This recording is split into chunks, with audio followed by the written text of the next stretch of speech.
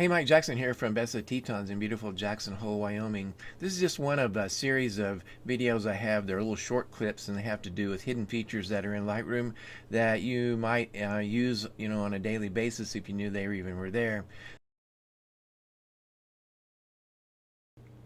In this short video, I'd like to show you how to use some of the new crop guide overlays that have been in Lightroom Classic now for several versions. And to use this particular tool, you're going to need to be in the develop module, which I am right now, and then you'll also need to be in the crop tool. If you hold your cursor over the little icon across the top of the panel, you'll see crop overlay, and the shortcut command is R, so let's use that since we know it now. So I click R to bring up the overlay, and you can see currently it's on. I'll turn it off temporarily. Normally a default looks like that, and to make this come on, you would go up under Tool Overlays, Crop Guide Overlay, I'm sorry, and you'll see there's 8 different ones available, and the way to get to it is you go to the O for Overlays. And so I'll do that. Now that's the first one that comes up by default is Grid, and then I'll toggle through all 8 of them real quick for you. I have grids, rule of thirds, everybody kind of knows about that already. Diagonal comes in 45 degrees from each corner. The center is one I usually turn off. Everybody understands what that one is. Then there's the golden triangle. It comes in from each of the 2 diagonal corners and then intersects with a line that hits at 90 degrees here and here. That's a kind of nice one actually. Then there is that one is called the golden triangle. Then there's the golden ratio, which is similar in a lot of ways to rule of thirds. It just compresses the intersections a little closer to the center of the image. And let's see, there's also the golden spiral, and by default it comes in from the upper left and toggles around, circles around to the upper right. Now that particular one doesn't do me any good in this particular image, and both the golden triangle and the golden spiral have an option. If you hold the shift key down and you toggle, you can see that it rotates the direction of the spiral, the orientation of the spiral. And this one actually would work fairly well if I toggle through another couple of times. That one doesn't do me any good. That one actually would do me some good. So let's drag it in from the corner up until the spiral ends somewhere pretty close to over the subject. And so you can see that is a pretty good place, and it's really not that far off if you go back to it. If I click on through the rule of thirds, it's actually pretty close to the same thing there, and the golden triangle is actually pretty good there. So out of the 8, I've got 3 of them here that are kind of saying, yeah, that's a good spot for this subject with this orientation of this, this image. Like the moose could have been on the other side, and I would just hit toggle, and you can see that's Shift O. You can see it rotates those out. So if the moose would be down on the other side, then the same tool would work. While we're in this mode here, one of the things you might want to know is these theories have been around for a long time, maybe going back to the Romans and maybe Egyptians and even farther than that. And they were taught in art classes, and the concept is, this is the way that you can bring people's attention to certain areas and do it in a pleasing form. In other words, composition 101.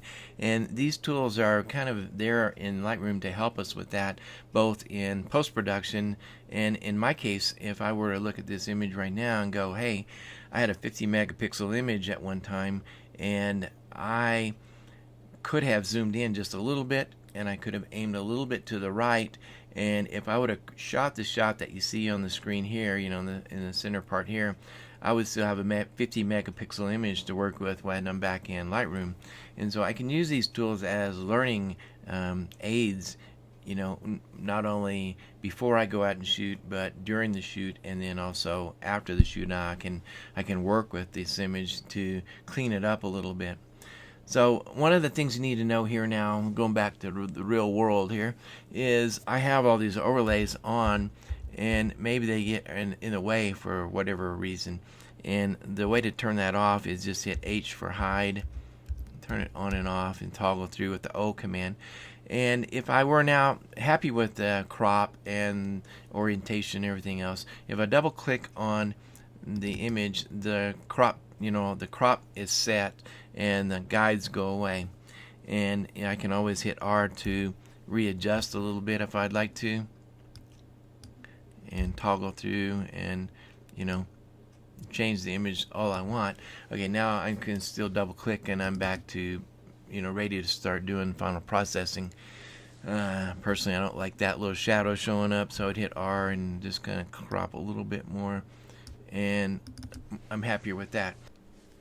I mentioned earlier that you can turn off a couple of these overlay patterns if you would like, and to do that, obviously you still have to be in the crop tool mode. So let's go R for crop, and then go under the tools drop down, crop guide overlays, and then there's a place to choose overlays to cycle. And let's say I never probably need to use the center overlay, and I probably don't need to turn that one on, and I say OK. Now if I toggle through these, I'll just go through O, you'll see that the center is not there anymore, and I've eliminated those two. I can always turn them back on, and I actually, there are a few little minor features that you can add and subtract into this, but you should have a pretty good idea what's going on now. Let me close this up by suggesting that, these are just guides. These are rule of thirds, but it's not really a rule that you have to follow. You can break the rules once in a while in photography and do very well with that.